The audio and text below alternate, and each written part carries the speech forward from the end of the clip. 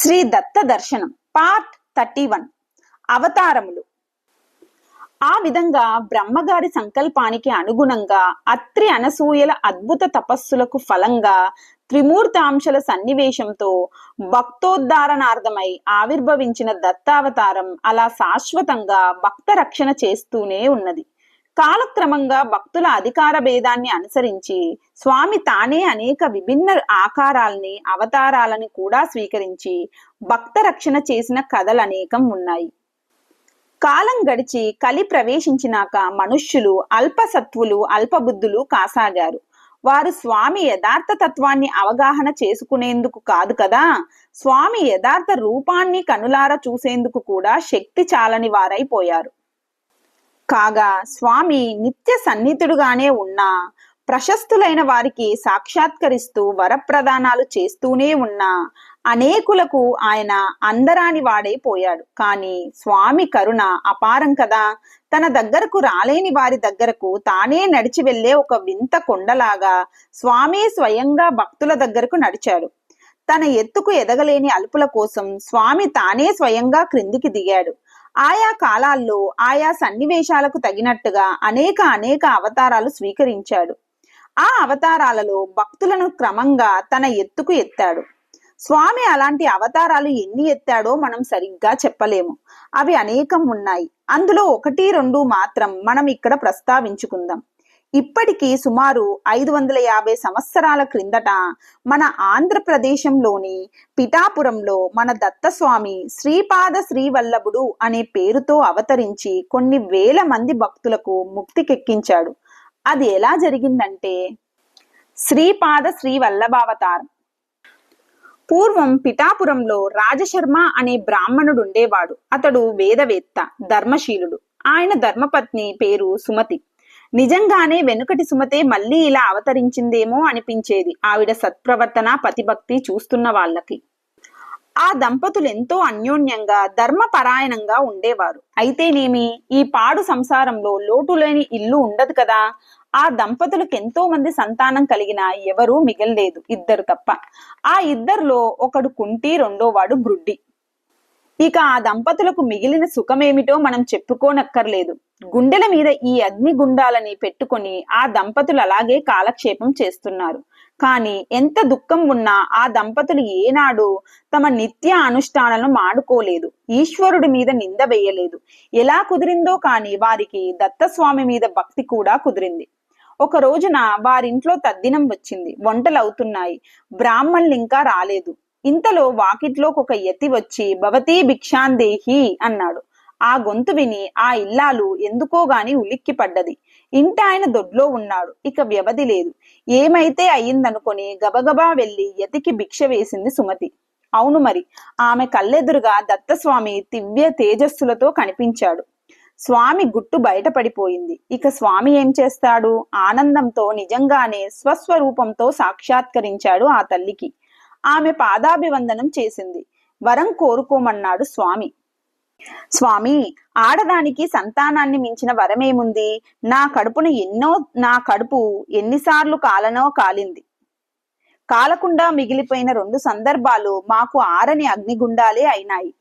స్వామి, కంటే నీలాంటి కొడుకుని కనాలి. అనసూయమ్మ నోచుకుందా నోము. ప్రభు, దయ కలిగితే ఈ అడియాస తీర్చు అన్నది దీనంగా. ఆ స్వామి సన్నగా నవ్వాడు. అమ్మా, నా భక్తుల ఆశల అడియాసలు ఎలా అవుతాయి? నీ కోరిక తప్పక తీరుతుంది. విశ్వవద్యుడైన కొడుకు పుడతాడు మీకు. కాని తల్లి, అతని మాటకు ఎదురు లేకుండా ఉన్నంత కాలమే నీ దగ్గరుంటాడు. మరి జాగ్రత్త అని చెప్పి స్వామి అక్కడే అంతర్ధానం అయిపోయాడు. ఇల్లాలు జరిగిందంతా భర్తకు చెప్పింది. స్వామి స్వయంగా వచ్చాడు కదా అని అలా చేశాను. మరి శ్రాద్ధం చెడిపోయిందేమో అన్నది. ఆ విప్రుడు ధర్మసారం తెలిసినవాడు. జరిగిన దానికి బాగా సంతోషించి భార్యను అభినందించాడు. సాక్షాత్తుగా స్వామే వచ్చి భిక్ష స్వీకరిస్తే ముల్లోకాలు తృప్తి పడిపోయినాయి కదా. ఇక పితృదేవతలకు లోట అదేమీ లేదు. అయినా లోకాచారం ప్రకారం మళ్ళీ వంట చేసి శ్రాద్ధం గడుపుకుందాం అని అన్నాడు ఆ భక్త విప్రుడు. ఆ తర్వాత కొద్ది కాలానికే వారికి ఒక పుత్రుడు కలిగాడు. జాతకాలు తెలిసిన వారంతా ఆ జాతకం చూసి తలక్రిందులైపోయారు. సాముద్రికం తెలిసిన వారు ఆ పసికందు పాదాల్లోని అద్భుత చిహ్నాలు చూసి తబ్బిబ్బైపోయారు. చివరకు పాద చిహ్నాలను బట్టే ఆ పిల్లవాడికి శ్రీపాదుడని పేరు పెట్టారు తల్లిదండ్రులు. ఆ పిల్లవాడు శుక్లపక్షపు చంద్రుడిలాగా ఎదిగి వచ్చాడు. 7వ ఏట వడుగు చేసి వేదాధ్యయనంలో పెట్టారు. అన్నీ ముందే వచ్చిన వాడికి ఈ చదువుల నాటకం ఎంతసేపు? ఇతనికి పాఠాలు చెప్పలేక గురువులు తలక్రిందులయ్యేవారు. చతుర్దశ విద్యలు ఆ బాలుడి వెంటపడి తిరిగినాయి. మెల్లగా పెళ్లి సంబంధాలు చూడసాగారు తల్లిదండ్రులు. అది చూసి శ్రీపాదుడు వారితో, అమ్మా నాన్న, మీరా ప్రయత్నం పెట్టుకోకండి. భూమి మీద గల స్త్రీలనందరినీ తల్లుల్లాగా భావిస్తున్నాను. యోగినై తపస్వినై ఉత్తమ మార్గం అవలంబించడమే నా కోరిక. నా వల్ల మీరు కూడా ధన్యులవుతారు. నన్ను అభ్యంతరం పెట్టకండి అన్నాడు. అది విని ఆ తల్లి గుండె గుబేలుమంది. అయినా స్వామి చెప్పిన మాటలు గుర్తుకు వచ్చి తను కాదంటే వెళ్ళిపోతాడని భయపడి కళ్ళనీళ్లు పెట్టుకొని ఇలా అంది, నాన్న, నీ మీదనే కదా మేము ఆశలు పెట్టుకున్నది. మేమా కాటికి కాళ్ళు చాచుకున్నాం. నీ అన్నలా అట్లా ఉన్నారు. నువ్వేదో ఆధారం అవుతావని ఆశపడుతుంటే మమ్మల్ని ఇలా నట్టెంట ముంచిపోతావా? అది విని శ్రీపాదుడు సన్నగా నవ్వి అన్నల వంక చూశాడు. ఆ చూపులలో ఏమి అమృతాలున్నాయో ఎవరికి తెలుసు? తక్షణంలో కుంటి అన్నకు కుంటితనం పోయింది. గ్రుడ్డి అన్నకు చూపు వచ్చింది. అంతేకాదు, ఇద్దరికి విద్యా వివేకాలు తక్షణం ప్రకాశించాయి. వారిద్దరూ వచ్చి తమ్ముళ్ళో స్వామి రూపం చూసి పాదాల మీద వాలారు. శ్రీపాదుడు తల్లిదండ్రుల వైపు తిరిగి, అమ్మా నాన్న, అన్నలిద్దరూ విద్వాంసులయ్యారు. వారి వంశమంతా ధర్మపరాయణమే అవుతుంది. సుఖంగా ఉంటుంది. ఇక మీకు భయం లేదు. ఇక నాకు సెలవిప్పించండి అన్నాడు. వారు అతని మాటలకు ఎదురు చెప్పలేకపోయారు. స్వామి తక్షణం బయలుదేరి తీర్థాటనం చేస్తూ దారిన బహుకాలంగా తన్ను సేవిస్తున్న భక్తులకు అనేకులకు యోగ సిద్ధిని ప్రసాదిస్తూ బదరికాశ్రమాన్ని దర్శించి చివరకు గోకర్ణ క్షేత్రం చేరాడు. అక్కడ 3 ఏళ్లుండి వేలాది భక్తులను ఉద్ధరించి మళ్లీ బయలుదేరి శ్రీశైల మహాక్షేత్రానికి చేరాడు. స్వామి శ్రీశైలంలో 4 నెలలుండి మెల్లగా కృష్ణా తీరాన్ని అనుసరించి రాయచూరికి దగ్గరలో గల కురుగాడి అనే గ్రామం చేరాడు. ఇక ఆయన అక్కడే స్థిరంగా నిలిచిపోయాడు. అక్కడ ఆయన చేసిన భక్త రక్షణ లీలలు అనేకం. ఒకప్పుడు ఒక భక్తుడు స్వామికి సమర్పిద్దామని కొన్ని వేల రొక్కం తీసుకుని వస్తుంటే దారిలో దొంగలు అతన్ని తలబద్దలు కొట్టి చంపేసి డబ్బు లాక్కున్నారు. అప్పుడు ఆ స్వామి స్వయంగా శూలధారి అయి వచ్చి ఆ దొంగల్ని స్వయంగా సంహరించడమే కాక చచ్చిన తన భక్తుణ్ణి తన భస్మ ప్రభావం చేత మళ్లీ బతికించాడు. ఒకప్పుడు ఒక చాకలి భక్తుడు తన్ను విశేషంగా సేవిస్తూ లోలోపల తన దారిద్ర్యానికి బాధపడుతూ ఉంటే వాడికి మహారాజత్వం వరంగా ఇచ్చాడు స్వామి. దానికి వాడు స్వామి సాంగత్యం లేకుండా పోతుందని బాధపడితే మరు జన్మలో ఆ మహారాజత్వం వచ్చేటట్టు తను అప్పుడు కూడా వేరే అవతారం ఎత్తి వాడికి దర్శనం ఇచ్చేటట్టు వరం ఇచ్చాడు. ఇలా ఎన్నని చెబుతాం. అన్నిటికన్నా చిత్రం ఒకటి ఉంది. ఒక రోజున స్వామి కృష్ణా తీరంలో ఉండగా ఒక ముసలి విధవావిడ దున్నలాంటి యువకుడు ఒకడు ఏడుస్తూ ఏట్లోకి నడుస్తున్నారు. అంతలో స్వామి దృష్టి వాళ్ళ మీద పడింది. ఇకనేముంది, వాళ్ళ దృష్టి కూడా స్వామి మీద పడింది. వారు ఒక్క క్షణం తటపటాయించి వెనుకకు వచ్చి స్వామికి నమస్కరించారు. అయ్యా, తమరు మహాత్ములు, దైవ స్వరూపులు. మేము తెలిసి గతిలేక ఆత్మహత్యకు ఒడిగడుతున్నాం పాపులం. మాకు సద్గతి కలిగేటట్టు వరం ఇవ్వండి అంది ముసలావిడ. స్వామి నవ్వాడు. దానికేం గాని ముందు ఆత్మహత్యకు కారణం చెప్పండి అన్నాడు స్వామి. ముసలావిడ తన గోడు చెప్పింది. ఆవిడ భర్త మహా విద్వాంసుడట. ఆ ప్రక్కనున్నవాడు లేక వాళ్లకు కలిగాడట. కాని వాడుట్టి శుద్ధ ముద్దట.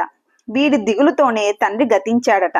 కనీసం ముష్టెత్తుకోవడమైనా చాతకాని కొడుకు కోసం ఈ ముసలావిడ తన వైదవ్యాన్ని కూడా మరిచి వీడి కోసం ముష్టెత్తుకోవలసి వస్తుందంట. ఊరి వారంతా వీని తెగ తిట్టిపోస్తున్నారట. ఆ బాధ పడలేక తల్లి కొడుకు ఇద్దరు ఆత్మహత్య చేసుకుందామని నిశ్చయించుకున్నారట. అది కథ. అంతా చెప్పి ఆ తల్లి లబ్బున మొత్తుకుంటూ, స్వామి, పుడితే మీలాంటి కొడుకు పుట్టాలి, లేకపోతే గొడ్డుమోతుగానే చావాలంతేగాని పాడు సంతానం ఎందుకు? స్వామి, నాకిదొక్కటే ఈ జన్మలో వాసనాశేషం. నాకు వచ్చే జన్మలో అయినా విశ్వవద్యుడైన పుత్రుడు కలిగేట్టు అనుగ్రహించు. నాకిక మరణించడానికి అనుమతి ఇవ్వు అంది. అది విని స్వామి నవ్వి, అమ్మా, దీనికింత కంగారెందుకు? శని ప్రదోష శివారాధన వ్రతం అనేది ఒక వ్రతం ఉంది. ఆ వ్రతం ఆచరించబట్టే కదా పూర్వం యశోదమ్మ కృష్ణ భగవానుని కన్నది. కనుక నువ్వు ఆ వ్రతం చెయ్యి, నాలాంటి కొడుకే పుడతాడు నీకు అని ఆ వ్రత విధానమంతా చెప్పాడు. స్వామి భవిష్యత్తు సూచనగా చెబుతున్నాడు. ఆ సంగతి ఆవిడ కూడా గ్రహించింది. కానీ ఆవిడకు దుఃఖం ఆగక మరణిస్తానని అంటోంది. దాంతో స్వామికి కరుణ పొంగి ఆ మొద్దబ్బాయి నెత్తిన చెయ్యి పెట్టాడు. తక్షణమే వాడు చతుర్వేద మంత్రాలు ధారాపాతంగా పఠించసాగాడు. తల్లి నివ్వెరబోయింది. స్వామి పాదాల మీద వాలింది. స్వామి తల్లి కొడుకులిద్దరినీ ఇతోధికంగా దీవించి శని ప్రదోష వ్రతం మరిచిపోవద్దని హెచ్చరించి పంపేశాడు. అలా అద్భుతాలని ప్రదర్శిస్తున్న ఆ స్వామిని సాక్షాత్ విష్ణు స్వరూపుడిగా గ్రహించి జనమంతా శ్రీపాద శ్రీవల్లభుడని పిలవసాగారు. ఇక స్వామి ఎత్తిన మరో అవతారాన్ని మనం ప్రస్తావించుకుందాం. నృసింహ సరస్వతి అవతారం. తర్వాత కొంతకాలానికి శని ప్రదోష వ్రతం చేసిన ఆ వృద్ధాంగన మహారాష్ట్రంలో కరంజ అనే పట్టణంలో బ్రాహ్మణ పుత్రిగా జన్మించింది. ఆవిడ ఆ ఊళ్ళోనే ఉన్న మాధవుడనే విద్వాంసుడికిచ్చి వివాహం చేశారు. ఆ దంపతులిద్దరూ పరమ ధర్మాత్ములని పేరు పొందారు. ఆవిడకు పూర్వ సంస్కారం వల్ల శని ప్రదోష వ్రతం మీద మనస్సు కుదిరి ఈ జన్మలో కూడా ఆ వ్రతాన్ని నిర్విఘ్నంగా కొనసాగించింది. ఆవిడకు 16వ ఏట ఆమె తొలిసారి బాలింత అయ్యింది. పండంటి మొగబిడ్డ పుట్టాడు. చిత్రం ఏమిటంటే పుడుతూనే పురిటిగది దద్దరిల్లేలాగా ప్రణవనాదం చేస్తూ పుట్టాడు. ఆ ఇంట్లో వారంతా ఆశ్చర్యపోయారు. జాతకాలు చూసిన వారు ఇతడు సాక్షాత్ పరమేశ్వరుడనే అయి ఉండాలని ఏవేవో చాలా చెప్పసాగారు. తల్లికి తండ్రికి దిష్టి కొడుతుందని ఒకటే భయం. ఎన్నో రక్షలు చేయించి పిల్లవాడిని నలుగురికి చూపకుండా దాచుకోసాగారు. పాపం, పుత్రప్రేమ అలాంటిది. ఆ పిల్లవాడికి నరసింహుడని పేరు పెట్టాడు. పిల్లవాడు పిట్టంతే కాని వాడికి ఎన్ని పాలు చాలవు. తల్లిని ఊహూ పీక్కు తింటాడు. అసలే బాలింత, చిన్న వయస్సు. ఆ చిన్న ముత్తేదుకి చాలా ఇరకాటంగా ఉంది. ఒక రోజున ఆవిడ ఇక తాళలేక, ఏమండి, అబ్బాయికి పాలు చాలుతున్నట్టు లేదు, ఎవరైనా దాదీని చూస్తే బాగుంటుందేమో అంది. అది విన్నాడు కాబోలు ఆ బొట్టిగాడు కలకలా నవ్వుకుంటూ ఆటలాడుతున్నట్లే ఆడుతూ ఆ ఆటల్లోనే ఆ బుల్లి చేతులతో తల్లి రొమ్ములను ఒకసారి తాకాడు. ఇక గంగా ప్రవాహంలాగా బయలుదేరింది పాలధార. ఆపటం అసాధ్యమైపోయిందా తల్లికి. పిల్లవాడు కడుపు నిండా కుడిచి కలకలా ఆడుకునేవాడు. అది చూసి తల్లి పొంగిపోయేది. కానీ ఇదెవరికైనా తెలిస్తే దిష్టికి తలుగుతుందని ఒకటే భయం ఆ తల్లికి. పాపం. అలా గడిచింది బాల్యం. పిల్లవాడు బాగానే ఎదుగుతున్నాడు. కానీ 3 ఏళ్లు వెళ్ళినా మాటలు రాలేదు. ఎప్పుడూ ఒకటే శబ్దం, ఓం. ఏడ్చినా అదే, నవ్వినా అదే, రెండో మాట లేదు. ఇక వాడు మూగవాడని ఖాయం చేసుకొని తల్లి తండ్రి దిగులుపడి విచారించసాగారు. క్రమంగా వాడికి 7 ఏళ్లు వచ్చినాయి. ఒక రోజున అలా దుఃఖపడుతున్న తల్లిదండ్రుల్ని చూసి ఆ లీలాబాలుడు వారికి ఎదురుగా వచ్చి ఒక ఇనుప ముక్కను చేతితో తాకి బంగారపు కణికగా చేశాడు. తల్లి తండ్రి ఆశ్చర్యపోయారు. మళ్ళీ ఒకటే భయం వారికి, దిష్టి కొడుతుందని. తటాలున్న పిల్లవాడికి లోపలకు తీసుకెళ్లి తలుపులేసేసి మరో ఇనుప ముక్క చేతికిచ్చారు. అది బంగారం అయిపోయింది. ఇక ఒక్కొక్క ముక్క ముట్టుకోవడం, బంగారం చెయ్యటం. ఈ ఆలస్యం ఎందుకు? పిల్లవాడు 4 మూలలకు ఒకేసారి చూపు సారించాడు. అక్కడ ఉన్న ఇనుప వస్తువులన్నీ బంగారం అయిపోయాయి. తల్లికి తండ్రికి మతిపోయినంత పనయ్యింది. మెల్లగా తేరుకొని, బాబు, నువ్వెవరివి? మమ్మల్ని ఉద్ధరించాలని అవతరించిన అవతారమూర్తి అనిపిస్తోంది. మరి మాట్లాడవేమి? మేమేదైనా అపరాధం చేశామా అని పరిపరి విధాల వేడుకోసాగారు. అప్పుడు ఆ స్వామి సంజ్ఞలతో వారికి తనకు ముందు ఉపనయనం చెయ్యమని, అప్పుడు తాను మాట్లాడతానని చెప్పాడు. తల్లి తండ్రి పరమానందపడి కొడుకు ఉపనయనానికి పెద్ద ఎత్తున ప్రయత్నాలు ప్రారంభించారు. ఊరి వారంతా నవ్వసాగారు. మూగవాడి బ్రతుక్కి ఇంత హడావిడా అని గేలి చెయ్యసాగారు. అయినా తల్లిదండ్రులు జంకలేదు. వారు ప్రత్యక్షంగా చూశారు కదా పిల్లవాడి మహిమ. సరే, ఉపనయనం జరిగింది. తండ్రి బ్రహ్మోపదేశం చేశాడు. మూగవాడు మంత్రమేమి పలకగలడు? వాడు లోపల మంత్రం ఉచ్చరించుకున్నాడు చాలే అని సరిపెట్టుకున్నాడు తండ్రి. నవ్వుకున్నారు బంధువులు. భిక్షా స్వీకారం దగ్గరికి వచ్చేసరికి మొదట తల్లి దగ్గర భిక్ష పెట్టించారు. పురోహితుడే మంత్రం చదివాడు. అతడే భవతి భిక్షాందేహి అన్నాడు. వెంటనే నూతన వటువు ఘంటారావం వంటి కంఠంతో అగ్నిమిలే అని అందుకొని ఋగ్వేద ఉపాసనలు చదివేశాడు. చివరికి భవతి భిక్షాందేహి అన్నాడు. ఉన్నవారంతా స్తంభించిపోయారు. తల్లి యంత్రంలాగా భిక్ష వడ్డించింది. రెండవసారి ఇషేత్వ అని అందుకొని యజుర్మంత్రాలు ప్రవహింపచేశాడు లీలాబాలుడు. భవసి భిక్షాందేహి అన్నాడు. మూడోసారి అగ్న ఆయాహి అని సామగానాలు సాగదీశాడు స్వామి. చివరకు భవతీ భిక్షాందేహి అన్నాడు. ఆ వేదత్రయ గాన ప్రవాహంలో కొట్టుకుపోయారు ఊరి వారంతా. ఈ బాలుడెవరో అవతార పురుషుడే తప్ప మరొకడు కాదని వారికి స్పష్టమైపోయింది. తల్లిదండ్రుల ఆనందానికి అవధులు లేవు. అలా వడుగైన కొద్ది రోజులకే ఆ బాలస్వామి తల్లి దగ్గరికెళ్ళి, అమ్మా నువ్వు భిక్ష పెట్టావు, ఇలాగే తల్లులందరి భిక్షలు స్వీకరిస్తూ తీర్థయాత్రలు చెయ్యాలని ఉంది. నేను నివృత్తి మార్గాన్నే వరిస్తున్నాను కనుక నాకు అనుమతి ఇయ్యి అని వినయంగా కోరాడు. ఆవిడ పుత్రమోహంతో విలవిలలాడిపోయింది. స్వామికిది కృత కాదు కదా, అనసూయమాత దగ్గర నుంచి అలవాటైపోయిందాయే. లీలాబాలుడు తల్లిని బహుదా ఓదార్చి చివరకు కొంత తత్వబోధ కూడా చేశాడు.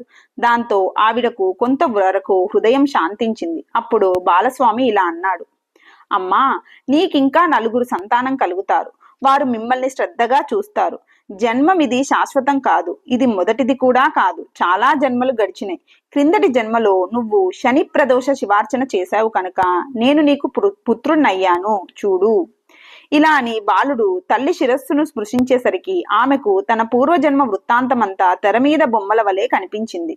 ఆమె కళ్ళు తెరిచేసరికి తన ముద్దు బిడ్డ శ్రీపాద వల్లభాకృతిలో దర్శనమిచ్చాడు. ఆమె భక్తిపూర్ణ అయి స్వామి పాదాల మీద వాలింది. స్వామి మళ్ళీ బాలరూపం స్వీకరించి, అమ్మా ఇది రహస్యం, ఎవరికీ చెప్పకు. సరి, ఇక నాకు సన్యాస స్వీకారానికి అవతారం అనుమతించు అన్నాడు. ఆ తల్లికి ఎంత జ్ఞానం కలిగినా ఆ స్వామిని వదిలి ఉండటం అనేది ఇక అసాధ్యమయ్యింది. దాంతో ఆవిడ, నాయనా నాకింకా 4 పిల్లలు పుడతారన్నావు కదా, నాకు కాస్త ఆసరాగా ఒక్క పిల్లవాడైనా పుట్టేదాకా ఆగు, అప్పుడు వెళ్దువు గాని అన్నది. అది విని స్వామి, అమ్మా దానికేమి, 1 కాదు 2 పుట్టేదాకా ఆగుతాను, కానీ ఈ మారు నన్ను ఆపరాదు అన్నాడు. ఆమె అంగీకరించింది. సరిగ్గా 10 నెలలకు ఆ తల్లికి కవలలు పుట్టారు. ఆ తల్లి ఆశ్చర్యపోయింది. మరొక 2 నెలలు స్వామి ఊరుకొని ఆ తర్వాత వచ్చి తనకు ఇమ్మన్నాడు తల్లిదండ్రులని. కాదంటానికి నోరు రాలేదు ఆ తల్లిదండ్రులకు. కానీ అవునంటానికి మటుకు వారికి ఎలా నోరొస్తుంది? ఎంతైనా వారు అనసూయాత్రులు కారు కదా. తమకు కూడా అట్టి వైరాగ్యం ఉదయించలేదే అని విలపిస్తున్న తల్లిదండ్రులను చూసి స్వామి అనేక రకాలుగా ఓదార్చి తలుచుకున్నప్పుడల్లా వచ్చి దర్శనమిస్తానని మాట ఇచ్చి ఎలాగో వారిని ఒప్పించి తీర్థాటనానికి బయలుదేరాడు. వడుగైన దగ్గర నుంచి ఈ సంవత్సర కాలంలోనే బాల నరసింహుడి దగ్గర అనేక మంది ఉద్దండ పండితులు శిష్యులై వెంటపడి తిరగసాగారు. అనేక మంది యోగ సాధకులు కూడా స్వామిని ఆశ్రయించసాగారు. అలాంటి అనేక మంది శిష్యులు వెంటరాగా బాలస్వామి తీర్థాటనకు బయలుదేరాడు. కొంత దూరం వెళ్ళాక తోడి వారందరినీ వెనక్కు పంపేశాడు బాలస్వామి. కానీ పుత్రమోహం ఇంకా వదలలేక వద్దన్న కొద్దీ వెంటబడి వస్తున్న తల్లిదండ్రులకు ఏకాంతంగా తన శ్రీపాద వల్లభాకృతిని మరోసారి చూపి వాళ్లను కూడా వెనక్కు మరల్చి ముందుకు సాగిపోయాడు బాలస్వామి. ఆ తర్వాత స్వామి తన సంకల్ప మాత్రంతో కాశీ మహాక్షేత్రం చేరి అక్కడ తపస్సు చేయసాగాడు. కాశీ మహాక్షేత్రం అనేకమైన మహాసిద్ధ పురుషులకు మునీశ్వరులకు ఆలవాలం కదా. అక్కడి మహాత్ములంతా ఈ లీలా బాలమూర్తిని చూసి ఇతడెవరో అవతార మూర్తి తప్ప మరొకడు కాదని అచిరకాలంలోనే గుర్తించారు. అక్కడి యతీశ్వర్లంతా మన స్వామిని మరింత శ్రద్ధతో గమనించి తమ అంతరాత్మలోనే ఆయనకు భక్తులైపోయారు. వారందరూ ఆలోచించి తమలో అందరికన్నా వృద్ధుడు జ్ఞాని శ్రేష్ఠుడు అయిన కృష్ణ సరస్వతి అనే యతీశ్వరుణ్ణి ముందర పెట్టుకొని ఒకనాడు స్వామి దగ్గరికి వెళ్ళి, బాబు నువ్వు ఎవరివో అవతారమూర్తివి తప్ప మరొకడివి కావు. ఈ కలికాలంలో యత్యాశ్రమము క్రమంగా శక్తిహీనుల చేతుల్లో పడి భ్రష్టమవుతోంది కనుక నువ్వు దయతో ఈ యత్యాశ్రమాన్ని స్వీకరించి ఈ ఆశ్రమాన్ని ఉద్ధరించవలసింది. నువ్వు వర్ణాశ్రమాలకు ధర్మాధర్మాలకు పాపపుణ్యాలకు త్రిపుటులకు అతీతమైన స్థితిని పొందిన వాడివి అయినా లోక శిక్షణ కోసం ఈ ఆశ్రమ స్వీకారం చెయ్యవలసింది అని ప్రార్థించారు. లోకాన్ని ఉద్ధరించటమే కదా స్వామి పని. స్వామి సరే అన్నాడు. 10 ఏళ్లలోపు బాలుడు స్వామి, 100 ఏళ్ల వృద్ధుడు కృష్ణ సరస్వతి యతీశ్వరుడు. ఆయన ఈ బాలుని లోపల తన గురువుగా భావించుకుంటున్నాడు. కానీ లోకాన్ని అనుసరించదలుచుకున్న స్వామి ఆయనకు శిష్యుడై సన్యాసాశ్రమ స్వీకారం చేశాడు. శ్రీ నృసింహ సరస్వతి అని యోగ పట్టం ఇచ్చాడు గురువు కృష్ణ సరస్వతి. అలా 10 ఏళ్లకే యత్యాశ్రమ స్వీకారం చేసిన మన స్వామికి అనతి కాలంలోనే అపరశంకరుడని కీర్తి వచ్చేసింది. కాశీ పట్టణ ప్రాంతంలోని సాధకులంతా స్వామినే తమ గురువుగా భావించుకొని ఆరాధించసాగారు. కొంతకాలం కాశీలో ఉండి ఆయా ప్రాంతాలలో ఉండిపోయిన అనేక మంది భక్తులను అనుగ్రహించేందుకై స్వామి మళ్లీ తీర్థయాత్రలకు బయలుదేరాడు. ముందర బదరికాశ్రమానికి వెళ్లి అక్కడి నుంచి మేరువుకు ప్రదక్షిణంగా భూప్రదక్షిణం పూర్తి చేసి చివరకు ప్రయాగకు చేరాడు నృసింహ సరస్వతి స్వామి. ఈ తీర్థయాత్రలలో అడుగడుగున ఏదో విచిత్రమే. ఊరూరా ఎందరో కొందరిని ఉద్ధరించటమే. ఆ వివరాలన్నీ ఎవరు సేకరించగలరు, ఎవరు వివరించగలరు? ప్రయాగలో ఆయన అనేక మందికి సన్యాస యోగా దీక్ష ప్రదానం చేశారు. అందులో బాల సరస్వతి, కృష్ణ సరస్వతి, ఉపేంద్ర సరస్వతి, మాధవ సరస్వతి, సదానంద సరస్వతి, జ్ఞానజ్యోతి సరస్వతి మొదలైన వారు ముఖ్యులు.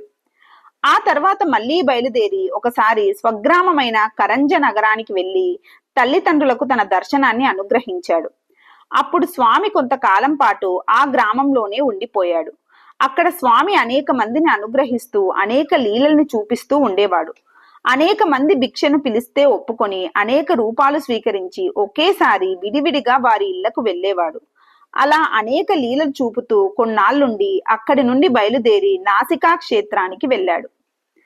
ఆ నాసికలో స్వామి చేసిన లీలలు మరీ చిత్రంగా ఉన్నాయి. ఒకడు శూల రోగంతో నొప్పి భరించలేక ఆత్మహత్య చేసుకోబోతూ ఉంటే వాడికి గారెలు బూరెలతో భోజనం పెట్టించి రోగం మాయం చేశాడు స్వామి. ఒక తురకరాజు దగ్గర ఉన్న బ్రాహ్మణోద్యోగిని ఆ రాజు చంపాలని చూస్తే ఆ రాజు గుండెల్లో దూరి హడలగొట్టి ఆ బ్రాహ్మణుణ్ణి రక్షించాడు. ఇలా అనేక లీలలు చేస్తూ మళ్లీ బయలుదేరి శిష్యులను వదిలేసి వైద్యేశ్వర క్షేత్రానికి వెళ్లి అక్కడ రహస్యంగా కొంతకాలం ఉన్నాడు స్వామి. స్వామి తను దాగగలడు కానీ తన కరుణను దాచగలడా? స్వామి కరుణ ఇక్కడ ఒక మందబుద్ధికి తన వీక్షణ మాత్రం చేత సమస్త విద్యా ప్రకాశం చేసింది. ఒక సాధు గృహస్థుకి మహానిధినిప్పించింది. గురు పరాత్ముకుడైన మరో సాధకుణ్ణి సరిదిద్దింది. అలా అనేక లీలలు ప్రదర్శించి స్వామి అక్కడి నుంచి బయలుదేరి అమరేశ్వరం చేరి అక్కడ పంచతీర్థ సంగమంలో ఔదుంబర వృక్షం క్రింద కొంతకాలం రహస్యంగా నివసించారు. స్వామి అక్కడ ఉండగా అమరేశ్వర భక్తులైన 6 యోగినులు స్వామిని రహస్యంగా అర్చించేవారు. మళ్లీ అనేక మందికి ఆ ప్రాంతీయులకు స్వామి కరుణ రుచి తెలిసింది. అక్కడ ఉండగా స్వామి ఒక ఆవిడకు పిశాచం పట్టి సంతానాన్ని హరిస్తుంటే ఆ పిశాచాన్ని ప్రాలదోలి సంతానం అనుగ్రహించాడు. ఆ తర్వాత ఆవిడకు పుట్టిన బిడ్డ జబ్బు చేసి మరణిస్తే స్వామి పునర్జీవింపచేశాడు. స్వామి అక్కడి నుంచి బయలుదేరి భీమా అమరజ నది సంగమ స్థలంలో ఉన్న గంధర్వపురం అనే ఊరు చేరాడు. అక్కడ ఆయన కొంతకాలం గుప్తంగా చరించి గుప్తయోగుల్ని ఉద్ధరించాడు. ఆ తర్వాత ఒక వట్టిపోయి పనికిరాని చివరకు బండికి కట్టుకుంటున్న ఆవుకు బిందెల కొద్ది పాలు వచ్చేట్టు చేశాడు స్వామి ఆ యజమాని మీద దయ వల్ల. దాంతో స్వామి ప్రభావం మళ్లీ బయటపడింది. క్రమంగా స్వామి కీర్తి బాగా వ్యాపించి ఆ ఊరి రాజు వచ్చి స్వామికి శిష్యుడై అక్కడ స్వామికి ఒక మఠం కట్టిస్తానని అక్కడ స్థిర నివాసం చెయ్యవలసిందని కోరాడు. స్వామి ఏమి సంకల్పించాడో సరేనన్నాడు. అక్కడ ఉండి స్వామి చేసిన భక్త ఉద్ధరణలు అనంతాలు. రేఖామాత్రంగా జాబితా ఇద్దామన్నా గ్రంథం పెరిగిపోతుంది. చచ్చిపోయిన కొందరు భక్తుల్ని బ్రతికించాడు. వయస్సు మళ్లిపోయిన ముసలమ్మకు సంతానం ప్రసాదించాడు. ఎండుకట్టెకు చిగురు పుట్టించాడు. లొడితేడు బియ్యంతో 1000 మందికి సమారాధన చేయించాడు. ఇలా అనేకం చేశాడు. చివరకు క్రిందటి జన్మలో చాకలి భక్తుడు ఇప్పుడు మ్లేచ్ఛరాజై పుట్టి కూడా వచ్చి స్వామిని ఆశ్రయించినందువల్ల ఆ మ్లేచ్ఛుడి ఇంటికి వెళ్లి అతన్ని అనుగ్రహించి వచ్చాడు స్వామి. దాంతో ఇక మ్లేచ్ఛులు భ్రష్టులు అంతా తన చుట్టూ చేరబోతున్నారని ఇక తన అవతారాన్ని చాలి చేస్తానని చెప్పాడు స్వామి. ప్రధాన శిష్యులకు వారంతా గొల్లుమన్నారు. భక్తి భావాభరితులకు తను నిత్యం సాక్షాత్కరిస్తూనే ఉంటానని వరం ఇచ్చి ఓదార్చాడు స్వామి. తర్వాత కొద్దిమంది ముఖ్య శిష్యుల్ని వెంటబెట్టుకొని స్వామి శ్రీశైలం వెళ్లి అక్కడ కృష్ణా నదిలో ఒక పూల పడవ కట్టించుకొని ఎక్కి జల ప్రవాహానికి ఎదురుగా పడవ నడుపుకుంటూ వెళ్లిపోయాడు. ఆ తర్వాత నృసింహ సరస్వతి స్వామి ఏమయ్యాడో ఎవరికీ తెలియదు. ఇలా ఎప్పటికప్పుడు అనేక అవతారాల్ని స్వీకరించి భక్తులను ఉద్ధరిస్తూ ఉండటం సచ్చిదానంద రూపి అయిన మన దత్తస్వామికి పరిపాటి. మంగళకరమైన స్వామి నామమే కలికలుషాలను సంహరించి పుణ్యాలను సమకూర్చి భక్తులకు ఐహిక మూష్మిక ఫలాలను రెండింటినీ సాధించగలదు. ఇక ఆ స్వామి చరిత్ర హృదయ నాళాలలో రక్త స్రవంతులలో జీర్ణించి ఆ జీవి సంస్కారాలను పట్టి ఆ బుద్ధిని సంస్కరించి అక్కడ స్వామిని స్వయంగా సాక్షాత్కరింప చేయగలదు. స్వామి కృపారసమన్న తేనెలో దోగిన ఆ కథల మాధుర్యానికి పరవశించని హృదయం ఉండదు. ఆ కథలు విన్న కొద్దీ ఇంకా వినాలనిపిస్తుంది. అనిపించిన కొద్దీ స్వామి మూర్తి హృదయ దర్పణం మీద మరింత స్పష్టంగా ప్రకాశిస్తుంది. అలా హృదయంలో స్వామి సన్నిధి మరింత స్పష్టమైన కొద్దీ, మరింత అనుభవానికి వచ్చిన కొద్దీ భక్తుడి జీవితమంతా స్వామిమయమై చివరికి అఖండమై శాశ్వతమై అద్వితీయమైన కైవల్య ఆనందాన్ని కూడా దత్తస్వామి అనుగ్రహం మనకు లభింపజేస్తుంది. అనుబంధం. షోడశ అవతారాలు నవనాథులు. సచ్చిదానంద స్వరూపుడైన దత్తస్వామి అవతారాలెన్ని, అవి ఏవి అని తేల్చుకోవాలనుకోవటం నక్షత్రాలను లెక్క పెట్టడం వంటి పని. అయినా ఆ స్వామి మీద గల భక్తి ఊరుకోనివ్వదు. అందుకనే ఆ స్వామి అవతారాలలో కొన్నింటిని ప్రధానాలని నిర్ణయించుకొని వాటిని మననం చేసుకుంటూ ఉండే ప్రయత్నాలు అనేక రీతులుగా జరుగుతూ వస్తున్నాయి. అలాంటి లెక్కలలో షోడశ అవతారాల లెక్క అతి ప్రసిద్ధమైనది. కరుణామూర్తి అయిన దత్తస్వామి విభిన్న స్థలాలలో, విభిన్న సమయాలలో, విభిన్న ఆకార విశేషాలలో విభిన్న సాధకులకు అనుగ్రహించిన సాక్షాత్కారాలే ఈ షోడశ అవతారాలు, అంటే 16 అవతారాలు. మొదటిది యోగిరాజు.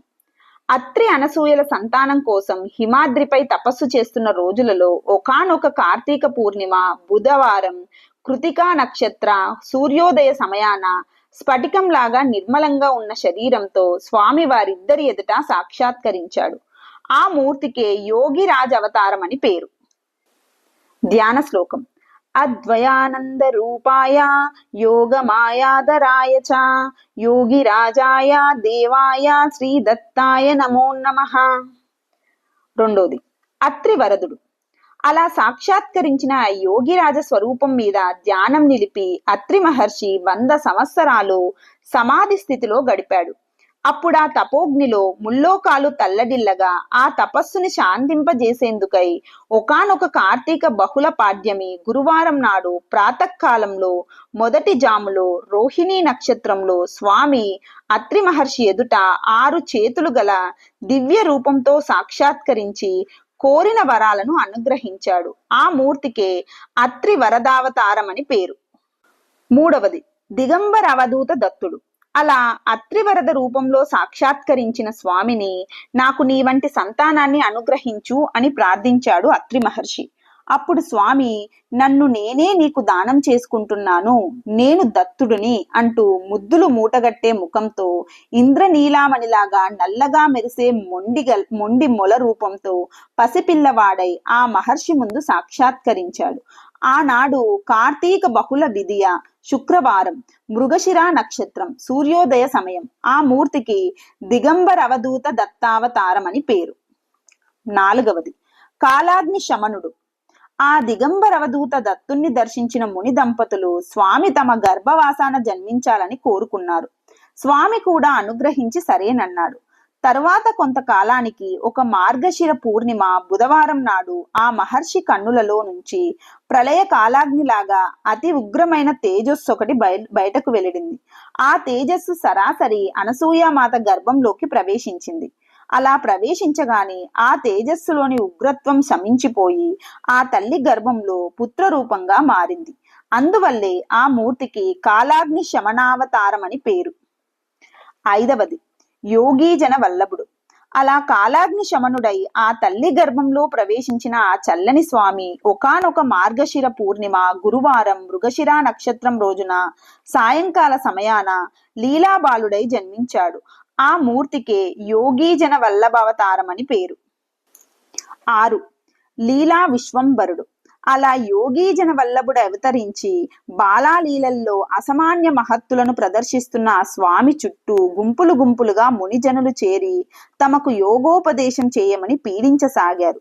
అప్పుడు వారిని పరీక్షించేందుకై స్వామి ఒక మాయా యువతిని సృష్టించి ఆమెతో సరసాలాడుతూ ఒక సరస్సులో మునిగి అంతర్ధానమైపోయాడు. ఇది ఒక పుష్య శుద్ధ పూర్ణిమ బుధవారం ప్రాతకాలంలో జరిగింది. అలా మునిజలుల్ని పరీక్షించిన మూర్తికే లీలా విశ్వంబరవతారం అని పేరు. 7వది సిద్ధరాజు. స్వామి ఒకానొకప్పుడు కొంతకాలం బదరికాశ్రమంలో మకాం చేశాడు. ఆ సమయంలో అక్కడ సిద్ధులు కొందరు స్వామిని పరీక్షించాలని సంకల్పించసాగారు. వారి గర్వాన్ని గ్రహించిన స్వామి వారి శక్తులను హరించి వేశాడు. దాంతో వారంతా వచ్చి శరణు వేడగా స్వామి వారికి ఈ అల్ప సిద్ధులతో లాభం లేదని ఆత్మసిద్ధే అసలు సిద్ధి అని బోధించి వాళ్లకు ఆత్మసిద్ధిని అనుగ్రహించాడు. ఇది ఒకానొక మాఘ శుద్ధ పూర్ణిమ గురువారం మగ నక్షత్రం నాడు మధ్యాహ్న సమయంలో జరిగింది. అలా సిద్ధులకు ఆత్మసిద్ధిని అనుగ్రహించిన ఆ మూర్తికి సిద్ధరాజావతార అని పేరు. 8వది జ్ఞానసాగరుడు. అలా సిద్ధరాజై సిద్ధులను అనుగ్రహించిన స్వామి కొంతకాలం అక్కడే ఉండి ఆ తర్వాత తన సంపూర్ణ జ్ఞానాయోగంలో తాను ప్రవేశించాడు. ఇది పాల్గొన శుద్ధ దశమి ఆదివారం ప్రాతకాలంలో జరిగింది. జ్ఞానయోగ నీరుడమైన ఆ మూర్తికే జ్ఞానసాగర్ అవతారం అని పేరు. 9 విశ్వంబర అవధూత. అలా జ్ఞాన యోగోపదేశం పొందిన సిద్ధులు సాధనలు కొనసాగించారు. స్వామి వారి స్థైర్యాన్ని పరీక్షించేందుకు అతి వికారమైన మురికి రూపాన్ని స్వీకరించాడు. తన పరీక్షలో నెగ్గి శరణుజొచ్చిన వారిని పూర్ణంగా అనుగ్రహించాడు. ఇది ఒక చైత్ర శుద్ధ పూర్ణిమ మంగళవారం చిత్తా నక్షత్రంలో జరిగింది. ఈ మూర్తికే విశ్వంబర అవధూత అవతారం అని పేరు. 10వది మాయా ముక్త అవధూత. కాశీ క్షేత్రంలో ఒకప్పుడు శిశూలుడనే సద్బ్రాహ్మణుడు ఉండేవాడు. ఒక వైశాఖ శుద్ధ చతుర్దశి బుధవారం స్వాతి నక్షత్రం రోజున అతని ఇంట్లో ఆర్ధికం ఒకటి వచ్చింది. ఆ రోజు ఉదయం మొదటి జాములోనే వారింటికి ఒక బిచ్చగాడు వచ్చాడు. వాడి ఒంటి మీద గోచిపాత తప్పితే మరేమీ లేదు. చేతిలో ఒక కర్ర ఉంది. ప్రక్కన ఒక కుక్క ఉంది. పవిత్రమైన శ్రాద్ధం రోజున ఈ ముష్టివాడిలా కుక్కతో సహా తన ఇంట్లో ప్రవేశించి అపవిత్రం చేసినందుకు మండిపడ్డాడు సుశీలుడు. అప్పుడు ఆ బిచ్చగాడు తన కుక్కతో వేద మంత్రాలు చదివించసాగాడు. సుశీలుడు ఆ వచ్చింది దత్తస్వామేనని గ్రహించి పాదాల మీద పడ్డాడు. అలా సుశీలుణ్ణి అనుగ్రహించిన మూర్తికే మాయాముక్త అవధూత అవతారం అని పేరు. 11 ఆది గురువు. జంబాసురుని చేతిలో పరాజయం పొందిన దేవతలు దత్తస్వామిని శరణు వేడారు. అప్పుడు స్వామి కనుకరించి చేసిన సూచన మేరకు దేవతలు మళ్లీ రాక్షసుల మీదకు యుద్ధానికి వెళ్లి ఉపాయంగా వాళ్ళను స్వామి ఎదుటకు తెచ్చారు. ఆనాడు ఆషాఢ పూర్ణిమ. అలా దేవదానవులు వచ్చేసరికి దత్తస్వామి ఒక విలాసవతితో సరసాలాడుతున్న పురుషుల్లాగా కనిపించాడు. అలా స్త్రీ పురుష రూపాలలో దర్శనమిచ్చి దానవ సంహారము దేవరక్షణము చేసిన ఆ జంట మూర్తికే ఆది గురువు అవతారం అని పేరు. 12 సంస్కారహీనుడు లేక శివస్వరూపుడు. పరశురామ యాగం జరుగుతోంది. ఆ రోజు శ్రావణ శుద్ధ అష్టమి సోమవారం. ఆనాడు స్వామి కృష్ణామలక వృక్షం కింద కూర్చొని ఉన్నాడు. అప్పుడు పింగళ నాగుడనే ముని స్వామి దగ్గరకు వెళ్లి స్వామి తత్వాన్ని గురించి ఆర్తిగా ప్రశ్నించాడు. అప్పుడు స్వామి అతనికి తన యథార్థ శివస్వరూపాన్ని సాక్షాత్కరింపచేశాడు. అలా పింగళ నాగుడికి ఉద్ధరించిన మూర్తికే సంస్కారహీన అవతారం అని పేరు. శివస్వరూప అవతారం అని కూడా దీనినే అంటారు. 13 దేవదేవుడు.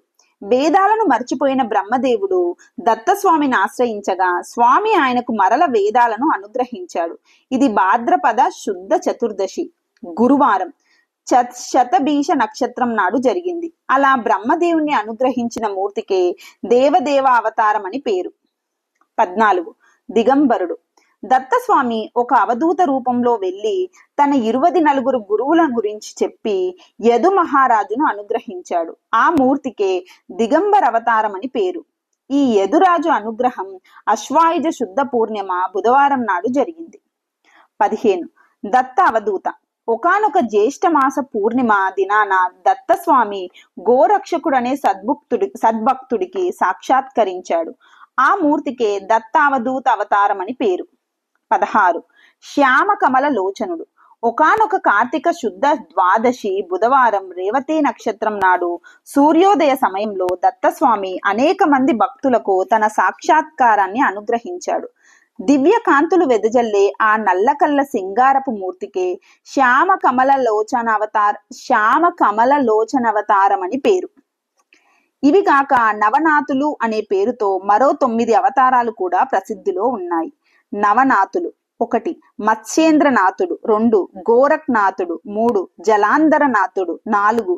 కాణీపానాథుడు, 5. చర్పటునాథుడు, 6. నాగేశానాథుడు, 7. భర్తరినాథుడు, 8. రేవణనాథుడు, 9. గహానినాథుడు. వీరే నవనాథులు. శ్రీ గురు దత్తస్వామికి సంబంధించిన ఈ నవనాథుల ఉపాసన పరంపరల నుంచి ఆంధ్రదేశ ప్రాంతాలలో ఇప్పటికీ ప్రసిద్ధిలో ఉన్న గురునాథ ఆరాధన సాంప్రదాయం ఏర్పడిందని చెబుతారు. మరి మన దత్తస్వామే కదా గురు సాంప్రదాయ ప్రవర్తకుడు. నిత్యం ఈ అవతారాల పేర్లు స్మరించుకుంటే చాలు, మానవుల పాపాలు నశించి బుద్ధి శుద్ధమై స్వామి సాక్షాత్కారం సులభమవుతుంది. జై గురుదత్త. సమాప్తం.